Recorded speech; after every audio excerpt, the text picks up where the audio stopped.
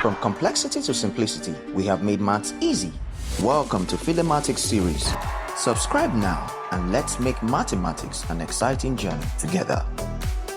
The second question of 2025 WAEC Mathematics says, a square has diagonal length of 10 cm. Find the perimeter of the square.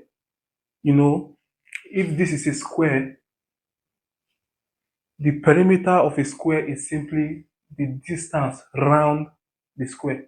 So if this is the length, square have 4 equal sides. So these are L, L. So we are looking for the sum of this length. And if we sum it, it's simply 4L. That's the length. But we are given that the diagonal length is 10 cm. This is 10 cm. We know that this angle is angle 90. For us to get this length and this length, we can use Pythagoras theorem, since this is a right angle triangle.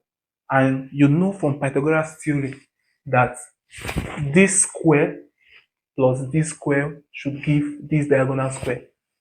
So from Pythagoras theorem,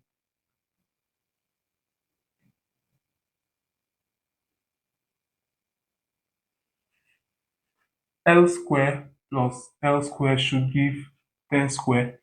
L square plus L square is 2L square. And 10 square is 100. We can divide both sides by 2.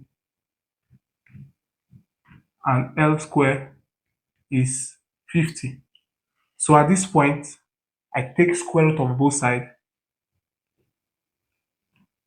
So I have my L to be square root of 50.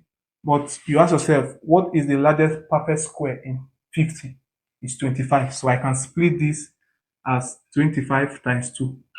And I can take the square root of the product of individual term.